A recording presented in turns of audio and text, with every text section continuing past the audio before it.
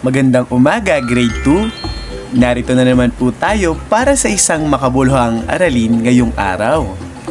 Sa pagsisimula ng ating talakayan ay gusto lang kitang tanungin ng kumusta ka? Hangad ko po na ikaw ay nasa maayos at mabuting kalagayan ngayong araw.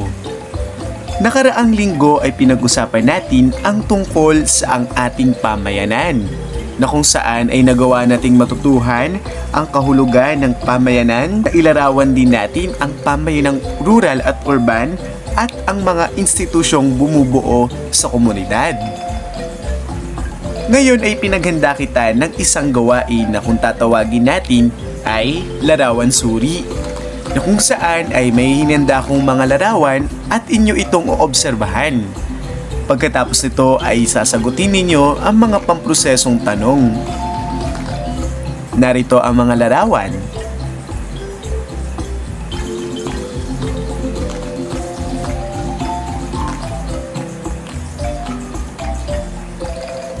Bilang isa, ano po ang mga nakikita ninyo sa larawan? Bilang dalawa, para saan po kaya ito?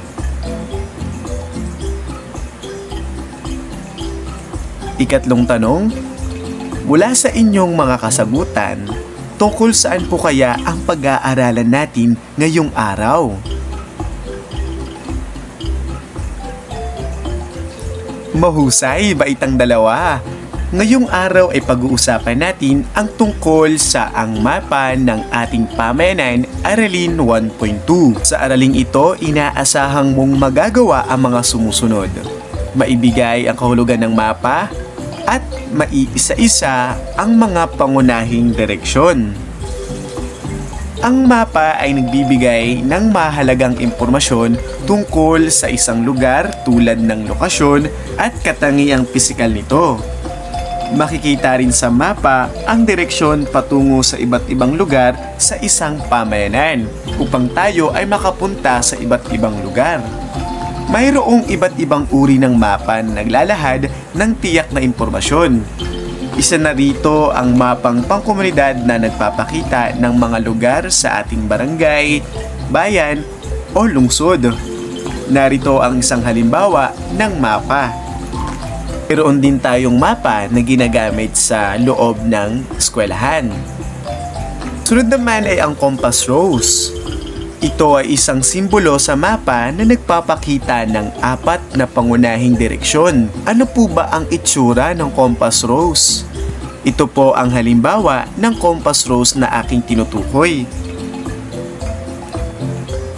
Ang apat na pangunahing direksyon na nasa compass rose ay ang H, ibig sabihin ilaga, S, ibig sabihin silangan, K, ibig sabihin kanluran, at T, ibig sabihin timog.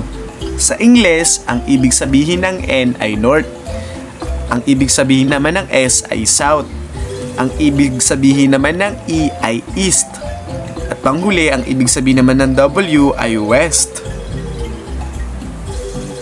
Narito ang isang halimbawa ng mapa na mayroong compass rose.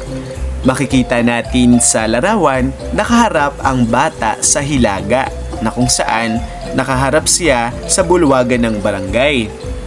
Ang kanya namang kanluran ay nasa palaruan at ang kanya namang silangan ay sa pamilihan at ang timog naman ay ang pook dasalan. Malaking tulong ang compass rose upang malaman kung saan espesipikong nakalagay o makikita ang isang lugar. Malaki ang naitutulong ng compass rose at mapa sa atin kung tayo man ay naliligaw o hindi pamilyar sa lugar. Kaya naman maigay na dapat matutuhan natin kung paano magbasa ng mapa at paano magbasa ng mga pangunahing direksyon na ito.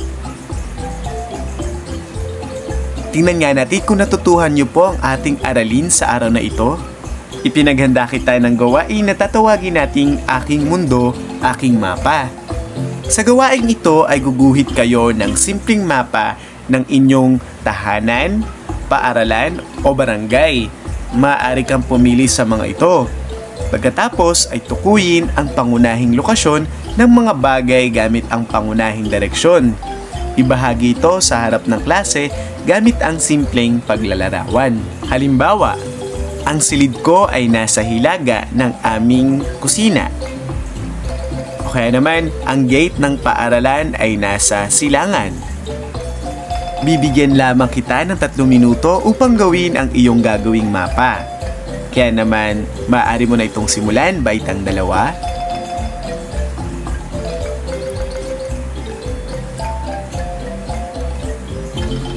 Nakagawa ka ba ng iyong guhit? Magaling!